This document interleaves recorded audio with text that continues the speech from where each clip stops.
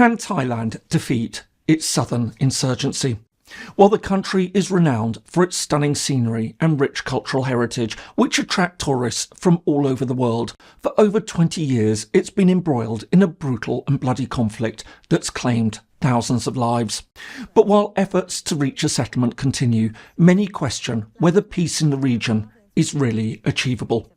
So, what exactly drives the violence, and why does it remain so difficult to resolve? Hello and welcome. My name is James Kerr-Lindsay, and here I take an informed look at international relations, conflict and security. Conflicts take many different forms. While some are prominent interstate wars that attract global attention, many others remain hidden, long-lasting, low-level local rebellions that seldom feature in international headlines. Yet these insurgencies can also have devastating effects. Besides leading to widespread death and destruction, they can devastate local communities and weaken the authority of the state. However, such insurgencies are also notoriously difficult to suppress. The South Thailand insurgency is a very good case in point.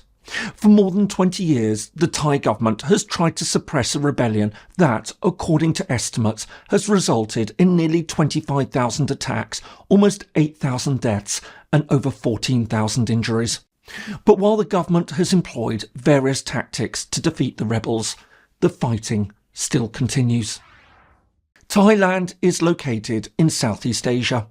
Covering approximately 513,000 square kilometres or around 198,000 square miles, it borders Myanmar, Laos, Cambodia and Malaysia.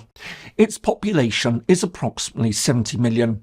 However, while most are ethnic Thais and predominantly Buddhist in religion, in the southern provinces of Pattani, Yala and Narathiwat, which border Malaysia, the large majority are Muslim Malays. Numbering around 1.8 million, they make up around 2.5% of Thailand's entire population.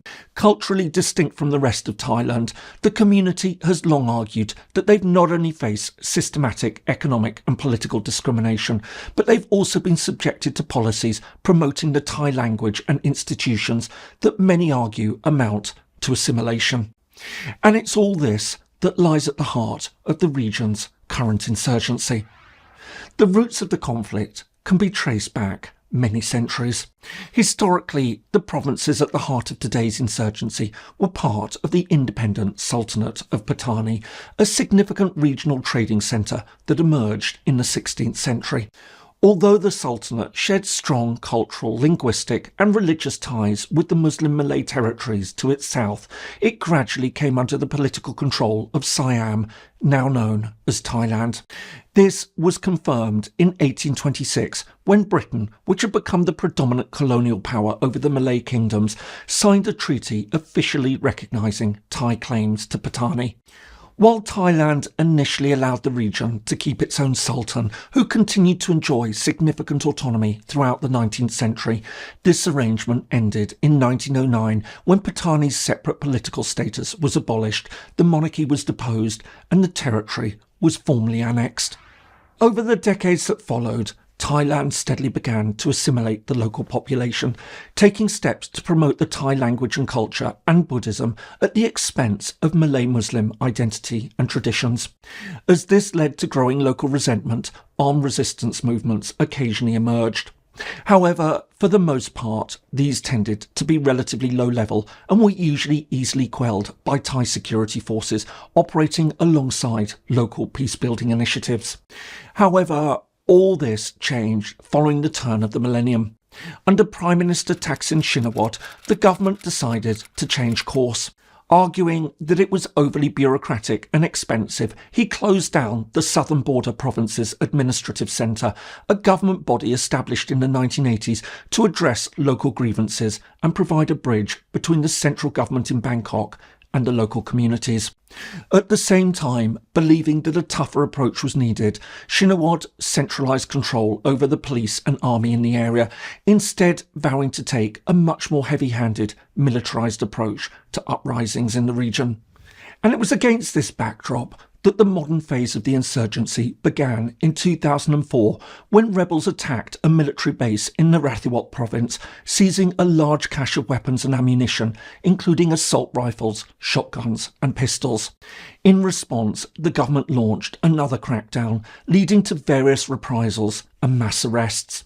From there, matters quickly escalated, taking a dramatic turn later that year when around 80 Muslim protesters died in military custody after being detained and transported in overcrowded trucks. At the core of the uprising was a group called Barisan Revolusi Nasional, the BRN, or National Revolutionary Front, openly calling for the liberation of Pattani and the formation of a separate Muslim Malay homeland. The group first appeared in the 1960s. However, unlike other armed movements that declined in the 1980s and 90s following government crackdowns, the BRN adapted its tactics, shifting to a more decentralised structure that made it more difficult for Thai authorities to dismantle it. As a result, the group's military wing, BRN Coordinate, became increasingly active, conducting numerous bombings, assassination and ambushes across the region, often funding its operations through crime, smuggling and extortion. But while the BRN was at the forefront of the insurgency, it certainly wasn't the only group involved. Several other separatist and militant organisations, such as the Pattani United Liberation Organisation and the Pattani Islamic Mujahideen movement, also emerged.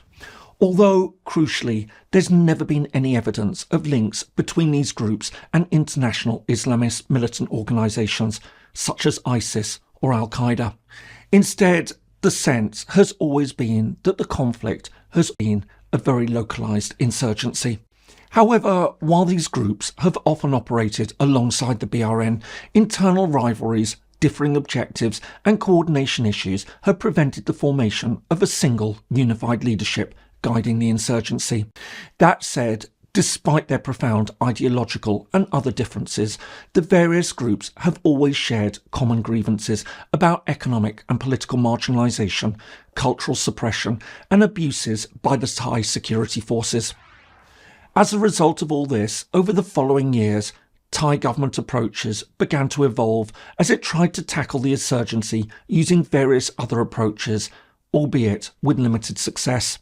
While some administrations continued to emphasise military crackdowns, others focused on social and economic initiatives to address local grievances. Negotiations also took place. One of the most notable peace efforts occurred in 2013 when the Thai government began formal talks with the BRN.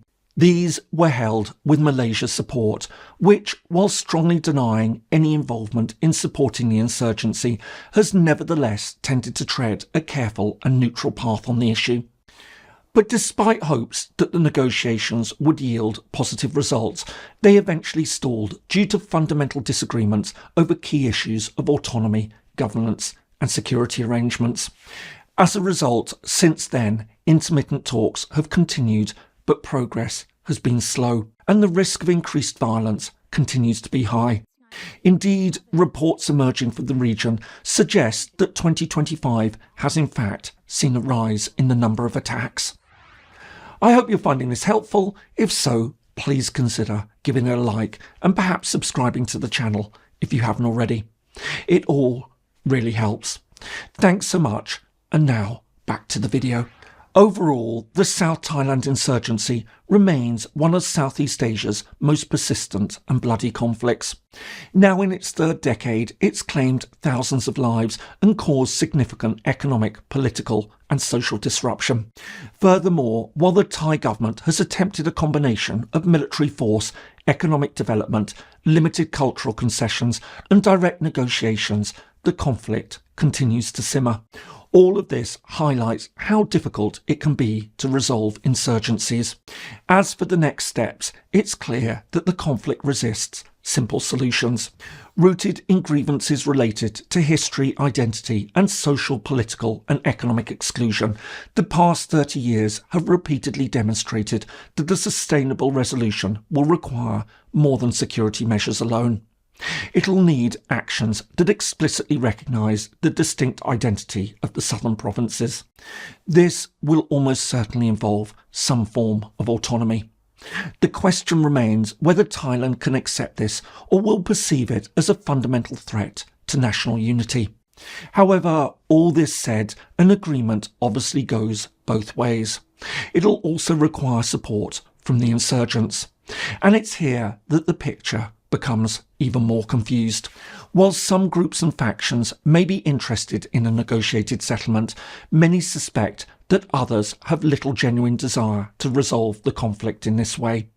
Instead, they prefer to prolong the struggle, wear down the state, and press for complete separation. But either way, the conflict still continues.